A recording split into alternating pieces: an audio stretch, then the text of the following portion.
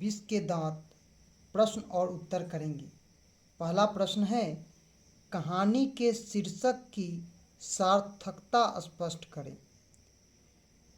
तो उत्तर है, कहानीकार नलिन जी रचित पाठ विष के दांत शीर्षक कहानी का शीर्ष सार्थक है। सांप के दांतों में दो विष के दांत होते हैं। यदि वह टूट जाता है तो वह सांप विहीन हो जाता है। सेन साहब का खोखा सांप की ही तरह विषैला था। वह अपने सामने किसी को कुछ भी नहीं समझता था, किसी पर भी रोब जमा देता था, किसी की भी पिटाई कर देता था।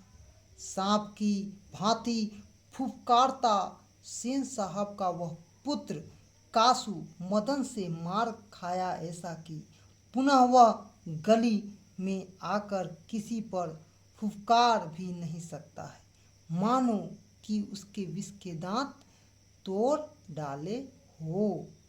दूसरा प्रश्न है, सेन साहब के परिवार में बच्चों के पालन पोषण में किए जा रहे लिंग आधारित भेदभाव का अपने शब्दों में वर्णन करें। तो सेन साहब के परिवार में 5 बेटी और 1 बेटा था। सेन साहब पत्नी सहित बेटा को अधिक प्यार करते थे। अगर कोई गलती भी हो जाती तो बेटा को नहीं डांटते थे, वह आनंद समझते थे और भविष्य में उसे इंजीनियर बनाने का दिव्य स्वप्न देखते थे। परंतु बेटी तो उनके हाथों की मानो कठपुतली हो, हरेक समय माता पिता की आज्ञा के पालन में तत्पर रहा करती थी। सभ्य और सुशील बेटी के प्रति सेन दंपति का उतना प्यार नहीं दिखता था जैसे कि बेटा के प्रति। सभ्य और सुशील की प्रतिमूर्ति वह बेटियां तो भी कुछ बन सकती थी, वह दिल में उम्मीद भी नहीं रखते थे। खान पान में भी कासू जो चाहता वह तुरंत बन जाता, परंतु बेटियों के लिए नहीं। इसे स्पष्ट है कि सेन साहब में बच्चों के पालन पोषण में लिंग विभेदीकरण दिखता है। तीसरा प्रश्न है, खोखा किन मामलों में अपवाद था। तो हम लिखेंगे, प्रस्तुत पाठ हमारे हिंदी पाठ्य पुस्तक गोधली भाग 2 से उद्धृत है। इस पाठ के रचनाकार नलिन विलोचन जी हैं। पाठ का नाम विष का दांत है।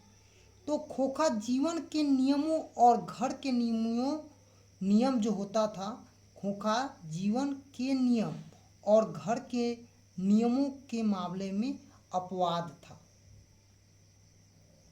चौथा प्रश्न है, सेन साहब खोखा में कैसी संभावना देखते थे और उन संभावनाओं के लिए उन्होंने उसकी कैसी शिक्षा तय की थी। सेन दंपति अपने खोखा के दरिद्रपूर्ण व्यवहार नहीं, उसके लिए दुलार और तोड़ फोड़ की हरकतों से इंजीनियर बनाने की संभावना देखते थे। उन संभावनाओं के लिए उन्होंने उसकी शिक्षा के लिए बढ़ई मिस्त्री को बुलाकर ठोक ठाक सिखाने का काम तय किया था। पांचवा प्रश्न है, सप्रसंग व्याख्या करें। लड़कियां क्या है, कठपुतली है और उनके माता पिता को इस बात पर गर्व है। पांचवा प्रश्न का उत्तर क का है। प्रस्तुत पंक्ति हमारे पाठ्य पुस्तक गोधली भाग 2 से गद्य खंड के विष के दांत शीर्षक कहानी से उद्धृत है, जिसके कहानीकार नलिन विलोचन शर्मा हैं।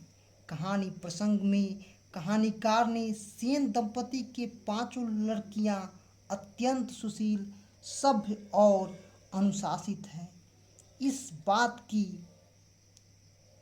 पुष्टि करते हैं और लिखते हैं, लड़कियां क्यों है कठपुतली और उनके माता पिता को इस बात का गर्व है। वो जो काम कहते हैं उनकी बेटियां करती हैं, उनकी बातें को मानती है। अर्थात पांचों लड़कियां माता पिता के कथनानुसार और इशारों पर चलने वाली पांचों मूर्ति है, इसीलिए इसे कठपुतली कहा गया। ख खोखा के दुर्लित स्वभाव के अनुसार ही सेनों ने सिद्धांतों को भी बदल दिया था।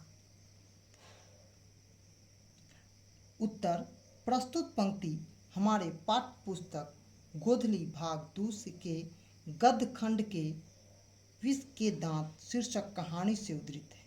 इसके कहानीकार श्री नलिन विलोचन शर्मा हैं। कहानी प्रसंग में कहानीकार ने सेन दंपति के लाड़ प्यार से बिगड़ा हुआ एकमात्र पुत्र के पक्ष में कहा है। इसे सेन साहब उसे इंजीनियर बनाना चाहते थे, जिसका कारण था कि खोखा तोड़ फोड़ में अधिक आनंद पाता था। इसीलिए खोखा के इस स्वभाव के अनुसार ही सेन साहब ने अपने सिद्धांत भी बदल दिए थे। अर्थात खोखा के बिगड़ने चाल के कारण ही सेन साहब को ऐसा लगता था कि मेरा बेटा इंजीनियर बनेगा। ग ऐसे ही लड़के आगे चलकर गुंडे, चोर और डाकू बनते हैं। प्रस्तुत पंक्ति में हमारे पाठ्य पुस्तक गोधली भाग 2 के गद्य खंड के विष के दांत शीर्षक कहानी से उद्धृत किया गया है, जिसके कहानीकार श्री नलिन विलोचन शर्मा हैं। कहानी प्रसंग में जब मदन सेन साहब की गाड़ी छू जा चाहता है तो ड्राइवर उसे धक्का दे देता है। बकझक सुनकर सेन साहब घर से निकलकर मदन की माँ को तो मदन को ले जाने के लिए कह देते हैं। इससे उनका गुस्सा शांत नहीं होता है तो मदन के पिता गिरधर लाल को बुलाकर कहा, देखो गिरधर, मदन आजकल बहुत सोखा हो गया है, गाड़ी को भी गंदा किया, साथ साथ ड्राइवर को भी मारने दौड़ा। ऐसे ही लड़के आगे चलकर गुंडे, चोर, डाकू बनते हैं। अर्थात तुम्हारा बेटा दुलार में दूषित हो गया है, आगे चलकर चोर, डकैत, गुंडा बनेगा। यहाँ पर सेन साहब को अपनी गिरवान नहीं दिखाई देती है, केवल दूसरों के गिरवान में झांकते हैं। यहाँ पर यह भी कहा जा सकता है कि अपनी चेहरा पर लगा कालिक किसी को नज़र नहीं आता है, लेकिन दूसरे के चेहरे पर लगा कालिक जल्दी नज़र आ जाता है। छठा प्रश्न है, सेन साहब के और उनके मित्रों के बीच क्या बातचीत हुई और पत्रकार मित्र ने उन्हें किस तरह उत्तर दिया। सेन साहब के ड्राइवर ड्राइंग रूम में बैठे सेन साहब के ड्राइंग रूम में बैठे कुछ मित्रों के साथ एक पत्रकार मित्र उपस्थित थे। सभी में परस्पर बातचीत हो रही थी। किसका बेटा क्या कर रहा है, आगे क्या बढ़ेगा और क्या पढ़ेगा। सेन साहब तो बिना पूछे ही खोखा को इंजीनियर बनाने की बात कह डाली। जब पत्रकार मित्र ने पूछा तो उन्होंने जवाब दिया, मैं चाहता हूँ मेरा बेटा जेंटलमैन जरूर बने और जो कुछ बने उसका काम है उसे पूरी आज़ादी से करे। सातवां प्रश्न है, मदन और ड्राइवर के बीच के विवाद के द्वारा कहानीकार क्या बताना चाहता है। तो मदन और ड्राइवर के बीच विवाद के मध्य से कहानीकार यह बताना चाहता है कि जनसाधारण भी वैसा ही बन जाता है जैसा कि उसकी संगति होती है। ड्राइवर सेन साहब का नमक खाता है, इसलिए सेन साहब के बेटे की बदमाशी की ओर नज़र नहीं जाती है, लेकिन वह दूसरा बच्चा को यदि गाड़ी छूने की ललक हो तो उसको धकेल दिया जाता है, उल्टे उस पर गलत आरोप भी लगा दिए जाते हैं। 8वां प्रश्न है, कासू और मदन के बीच झगड़े का कारण क्या था? इस प्रसंग के द्वारा लेखक क्या दिखलाना चाहते हैं? तो कासू और मदन के बीच झगड़े का कारण मात्र बालहट है, जो कि आप अक्सर देखते हैं। यदि मदन को कासू की गाड़ी को स्पर्श करने का अधिकार नहीं, तो कासू को मदन का लट्टू भी नचाने का अधिकार नहीं है। लेकिन कासू रौब दिखाकर लट्टू नचाना चाहता था, जो मदन के विचार से गलत था। फिर मदन की प्रतिशोध की भावना ने झगड़े का रूप ले लिया। इस प्रसंग के द्वारा कहानीकार बताना चाहते हैं कि बच्चों में भी प्रतिशोध की भावना जगती है। बच्चों में भी ज्ञान नहीं होता है कि कोई बच्चा बड़े बाप का बेटा है, मैं गरीब बाप का बेटा हूँ, जो बच्चों की स्वाभाविक ज्ञान है। 9वां प्रश्न है, महल और झोपड़ी वालों की लड़ाई में अक्सर महल वाले ही जीतते हैं, पर उसी हालात में जब दूसरे झोपड़ी वाले उसकी मदद अपने ही खिलाफ करते हैं। लेखक के इस कथन को कहानी से एक उदाहरण देकर स्पष्ट करें। महल और झोपड़ी वालों में लड़ाई अर्थात कासू और मदन की लड़ाई में मदन के अन्य मित्रों ने कासू की मदद नहीं की। परिणाम कासू, जो कि महल वाला है, हार जाता है। यदि मदन के मित्र बालक कासू को मदद करता तो कासू ही जीतता। प्रायः यही देखा जाता है कि झोपड़ी में रहने वाले लोग अपने ही खिलाफ आवाज़ लगाते हैं, परिणाम स्वरूप झोपड़ी वाला पराजित हो जाता है। 10वां प्रश्न है, रोज रोज अपने बेटे मदन की पिटाई करने वाला गिरधर मदन द्वारा कासू की पिटाई करने पर उसे दंडित करने की बजाय अपनी छाती से क्यों लगा लेता है? रोज रोज बेटे मदन की पिटाई करने वाला गिरधर मदन द्वारा कासू की पिटाई करने पर दंडित नहीं किया, बल्कि उसको अपने छाती से लगा लिया, क्योंकि सेन साहब ने गिरधर को बेवजह नौकरी से निकालकर घर खाली करने का आदेश दिया, जो गिरधर के साथ अन्याय था। गलती कासू ने किया, दंड कासू को मिला।